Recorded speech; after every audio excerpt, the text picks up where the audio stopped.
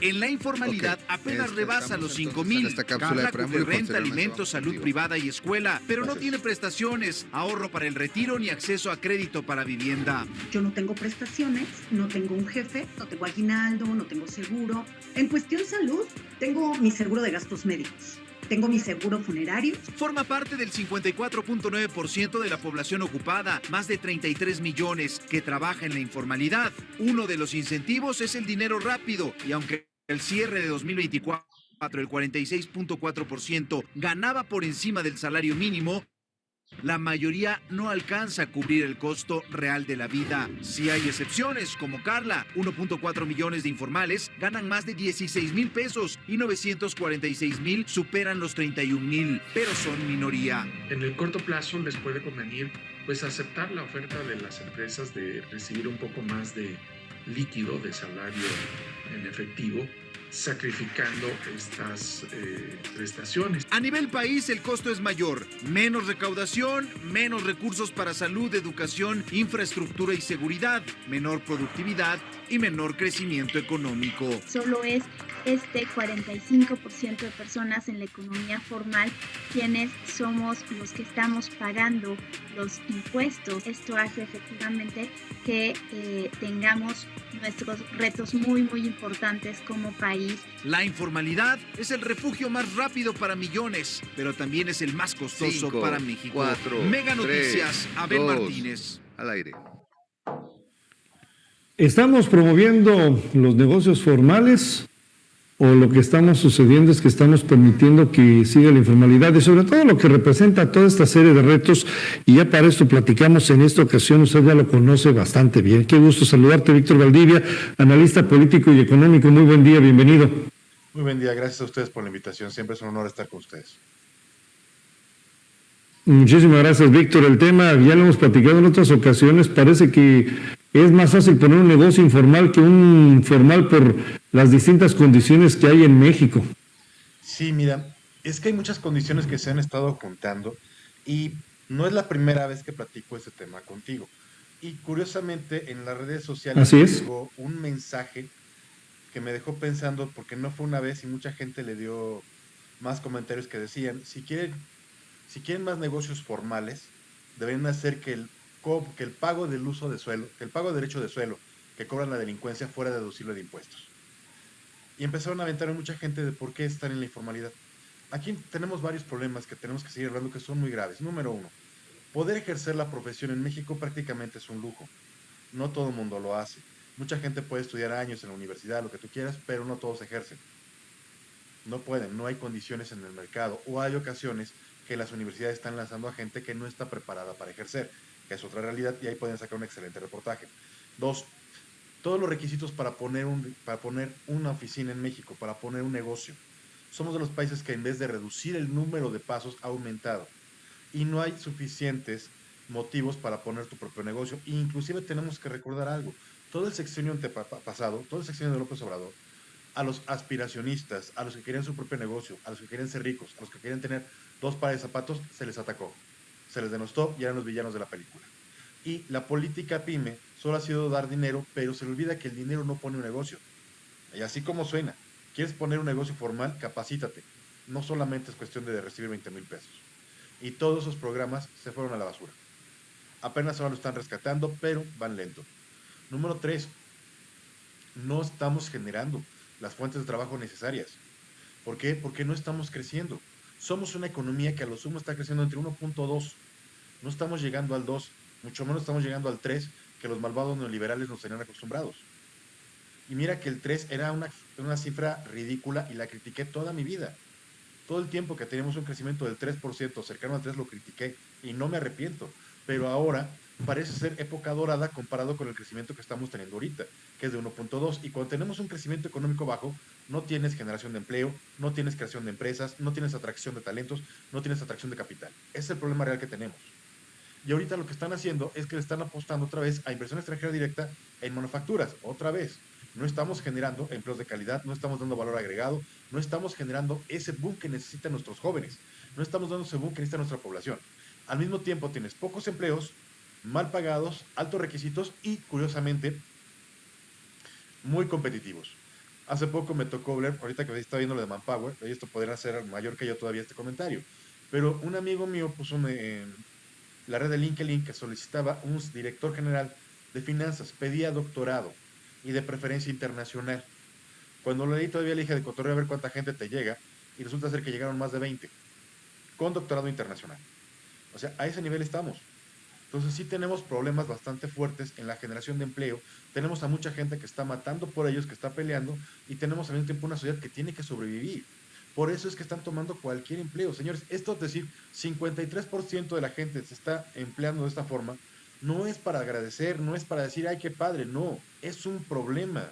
Y es un problema gigantesco, somos el número más grande de la OCDE. No debería ser por una economía como la de México.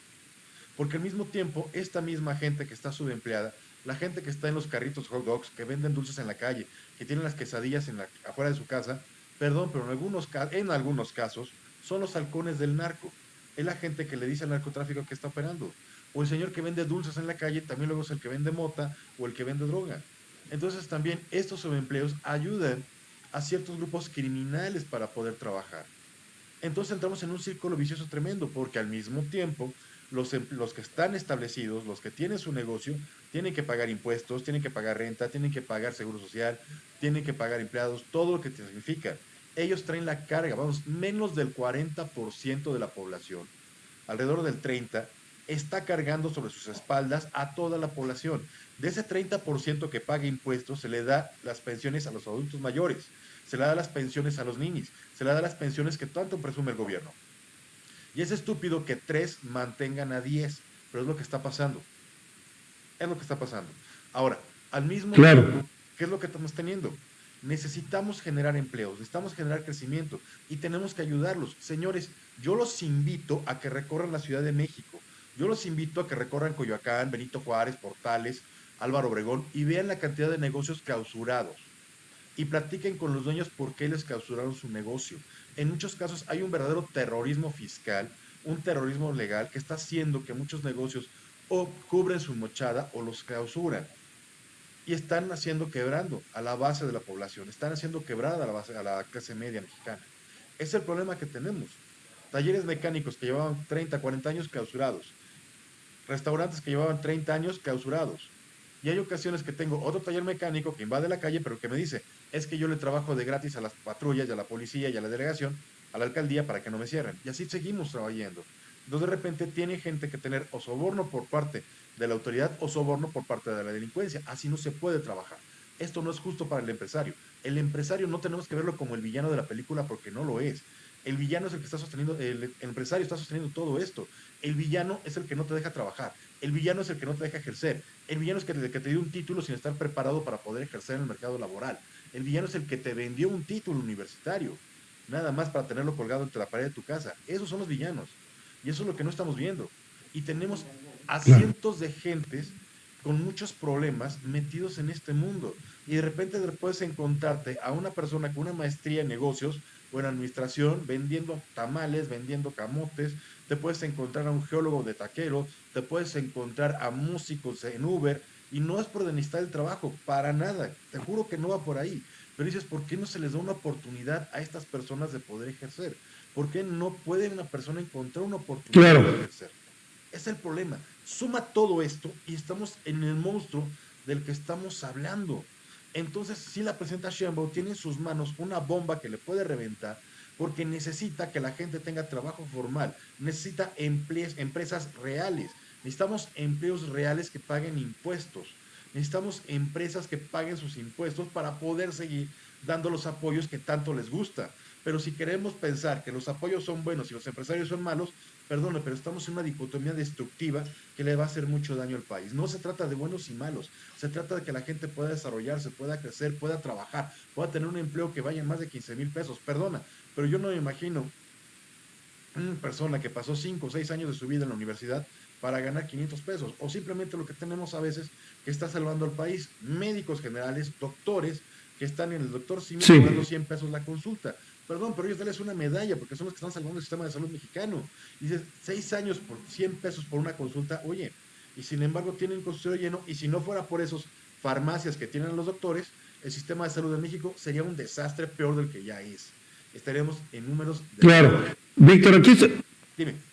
Aquí sobre todo, Víctor, permítame hacer un cuestionamiento, pediré también aquí sobre todo tu intervención en ese sentido.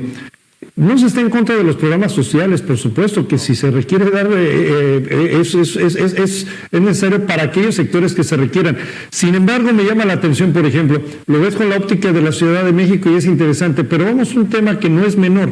Por ejemplo, en el caso de la producción agrícola, hay estados en donde ya no se está teniendo la presencia de aquellos jornaleros, porque muchos, por recibir los programas sociales, se están quedando en sus lugares, ya no salen a trabajar en los campos, y hoy estamos viendo que tenemos un campo que ya no tiene trabajadores. ¿Y qué es lo que está sucediendo? Que también ha sido, lamentablemente, este tipo de programas han generado un serio problema, que es el abandono precisamente en el ámbito laboral. ¿Qué tendría que ver con esto? Bueno, pues básicamente que ya no se está tampoco teniendo un trabajo formal, ni informal, porque se está abandonando el empleo. Y es que aquí tienes que ¿Algún comentario? Aquí tienes que sumarle un punto. En las cuestiones agrícolas, súmale que ha habido jornaleros que han pisado minas terrestres. Minas. Jornaleros que son secuestrados para llevar a la producción de opioides. Jornaleros que son secuestrados para llevarlos a cultivo de marihuana. Jornaleros que cuando bajan tienen que pagar dineros, casi 100,000 pesos por cada camión de aguacate. Eso es lo que lo está afectando. Y te dice un jornalero, a ver, me quedo en mi casa, me van a dar 6,000 pesos. A mi mujer, porque no estamos casados y pasa como madre soltera, otros 6,000 pesos. A mis hijos, pues que están en la primaria, 3,000 pesos por cabeza. Ya juntamos 20,000 pesos entre todos. A la abuela que tenemos enferma, que les den otros 6,000, otros 3,000. Felicidades, juntamos 20,000 pesos, ¿para qué salgo y me expongo? Esa es la mentalidad. Cuando tú tienes una política pública, tienes que pensar que no todo es para bien. Te va a generar elementos para mal. Mira, muy rápido, un ejemplo nada más. Cuando se llevaron la central de abasto de la Merced, hubo plaga de ratas. Y a alguien se le ocurrió, vamos a darle un peso a cada quien que nos traiga una rata muerta. Y uno de los locatarios que estaban, él dijo, señor, si usted le da a las personas un peso por rata muerta, no vamos a acabar con la pandemia de ratas. Van a tener criadero de ratas con tal de que le den su peso. Eso es lo que pasa. Tú cuando tienes una política pública tienes que pensar que también puedes generar impactos negativos. Por eso cuando estaba antes, porque esto de que hemos dado apoyos sociales, no, desde antes se daba. Ernesto Zedillo daba dinero a cambio de que los niños fueran a la escuela, en oportunidades, pero para que pudieran recibir su beca, tenían que llevar al niño a la escuela. Si no, no recibían el dinero. Aquí no hay ningún condicionante, aquí no hay ningún elemento. Ese es el problema. Entonces, si tú no pones ciertas reglas, si tú no entiendes y evalúas las políticas públicas, vas a cometer errores. En este caso, ¿qué es lo que tenemos? No hay evaluaciones de políticas públicas. Acaban de cambiar al auditor general de la Auditoría Superior de la Federación. Ya se fue el doctor Benares. Situación. Así es. No tuvimos grandes auditorías, no tuvimos grandes evaluaciones. Al contrario, las evaluaciones, y te lo digo porque yo las hago desde el 2000, han bajado, han caído en comparación. Y cuando no tienes una evaluación de una política pública, puedes cometer errores como lo que acabas tú de mencionar y más allá de los que tenemos. Por ejemplo, no sabemos en qué se gastan las becas los jóvenes. Y ya sé que muchos me van a decir, en comida y transporte. Ajá, pero también tenemos análisis privados que me están diciendo que aumentó el número de consumo de estupefacientes entre jóvenes. Entonces, ¿realmente las becas están yendo a lo que se necesita o se están yendo a otros caminos? Y así podemos seguir hablando. Tenemos becas, claro, de apoyos económicos a mujeres maltratadas que en lugar de ayudarlas a que ya no sufran el maltrato del marido, las maltratan para que les den el apoyo y luego las maltratan para quitarles el apoyo. Entonces tenemos estos círculos que parece ser que estamos alimentando. Y ese es el problema cuando no analizas y evalúas correctamente una política pública. Y vamos a pagar el precio, porque estamos buscando gente que estira la mano, Víctor, no gente que trabaja. Dime. Claro. Una última pregunta, nos alcanza el tiempo, pero sí, siento que es importante ese tema, retomando el tema de los incentivos a la informalidad. Aquí veo dos retos que son importantes. Uno, un componente de análisis económico, un componente, por supuesto, de generación de empleo y algo que es importante, un Estado de Derecho que, como lo estabas destacando con los talleres mecánicos y restaurantes de la Ciudad de México, que con ese terrorismo, pero eso sí, se permite el ambulantaje en el Tianguis de las Antenas y en la San Felipe de Jesús y demás, ahí son los convenios que se tienen en forma particular. Veo otro componente que es el Estado de Derecho. ¿Tú qué sugerirías si es que algo se puede corregir de todo esto? Para empezar, número uno, cambiar la mentalidad. El empresario no es el enemigo. Eso es lo primero que necesitamos. El empresario no es el enemigo. Claro. Número dos, capacitar a la gente para el trabajo. No se vale que tengas un profesional de una universidad y no sabe ejercer. No sabe trabajar a nivel privado, no saben absolutamente nada. Número tres, sí, hay que volver al Estado de Derecho. No solamente es tener las reglas claras, los permisos, sino también que la ley proteja al ciudadano. Repito, no es posible que yo me haya llenado de comentarios que me dijeran que te tendrían que hacer deducible de impuestos el pago de piso, porque tienes muchos empresarios en toda la República Mexicana que tienen que pagar derecho de piso. Tres, un Estado realmente que te garantice la paz social. Mira, el número de empresas que en Culiacán están cerrados es monstruoso. El número de empresas que en Guadalajara están cerrando a las 6 de la tarde por miedo es increíble. Y seguimos con esa situación de miedo. Viene el Mundial, podría ser un gran boom económico. Señores, nadie lo está aprovechando y no vemos condiciones para aprovecharlo, al menos no el día de hoy. Y es estúpido. Entonces necesitamos un Estado de Derecho, necesitamos capacitar a la gente, necesitamos cambiar la percepción y sobre todo que las autoridades se encarguen realmente de perseguir a los malos. Mira, hemos hablado mucho del narco, hemos hablado mucho de la violencia. Señores, la única manera de que realmente funcionen los abrazos, la única, es irte a la presión financiera, que la unidad de inteligencia financiera, y te juro que son gente muy capaz, muy inteligente, muy buena, hay gente fenomenal en la unidad de inteligencia financiera, se dedique a cazar narcos, no a cazar empresarios que no pagan impuestos. Para eso hay otras unidades, hay otras formas. Pero la unidad de inteligencia financiera se volvió en el sexenio de López Obrador, y en parte de esto, en un instrumento de presión política, en un momento de terrorismo. Entonces sí tenemos problemas muy fuertes. Mientras que al empresario lo aprietas de la yugular, lo aprietas del cuello y lo presionas, al empresario informal, al delincuente, al criminal, lo dejas, porque muchos negocios que están ligados a la vía pública, muchos negocios ilegales como salones de masajes están ligados a la prostitución. Y así tienes muchos elementos que muchas veces están ligados a otra cosa. Y ese es el problema real que tenemos. Entonces, claro, sí necesitamos un Estado. Y además un punto, y un punto importante que además es el negocio informal que quiera formalizarse, pues darle las condiciones, ¿no? Negocios que quieran formalizarse, pues darle los elementos claves para que lo puedan hacer. Aquellos programas de formalizar negocios no nada más es para el pago de impuestos, sino también comunidad económica, pues para que tengan mejores condiciones, que se les den esas condiciones, pero bien lo destacas, aquellas jornadas, ferias de pymes, de emprendedores, todo eso se acabó. Exacto, es que ese es el problema. Mira, de por sí la semana PYME juntaba mucha gente y no muchos recibieron los apoyos que se les prometió, porque mucha gente los quería. Pero cuando estás diciendo apoyar a una empresa, repito, no es solo billetes, no es dinero, es capacitación. Te la pongo así de fácil. Tenemos mucha gente que quisiera formalizar y no sabe cómo sacar el RFC. Así de sencillo. Hablar de una declaración menos y ya viene la declaración anual. Y tenemos a mucha gente que le ven la cara precisamente porque no sabe cómo se pone una empresa, cómo hacer una declaración, cómo darse de alta. No saben lo que significa pagar el seguro social, no saben lo que es tener un empleado. Y hay gente que tiene terror a esta parte de tener un empleado por todo lo que se le tiene que pagar. Entonces, si no capacitas a la gente, si no le enseñas a los mercados, no tenemos esto. Y aquí toda la estructura que se tenía, que se había creado para apoyar a las pymes, toda la estructura que se había creado para exportar, se destruyó. La hicieron pedazos y lo que han construido no está funcionando, porque se construyó en base a pura ideología, no en base a una realidad económica financiera. Ese es el problema real. Entonces, mientras no tengamos esta corrección, todo lo vamos a seguir sintiendo. Ese es el problema. ¿Me explico? Ahora, bien, nos ha alcanzado el tiempo, claro que sí, nos ha alcanzado el tiempo, Víctor, me apena tener que finalizar la entrevista así intempestivamente, pero creo que quedan muy claros los comentarios y como siempre agradecido por el análisis y lo que has explicado aquí en Mega Noticias. Muchísimas gracias. Gracias a ustedes, gracias Enrique, nos estamos viendo y gracias a todo tu público. Hasta luego. Muchas gracias, muchas gracias. Muchas gracias. Vamos a un corte, regresamos, continuamos con más aquí en Mega Noticias Informa.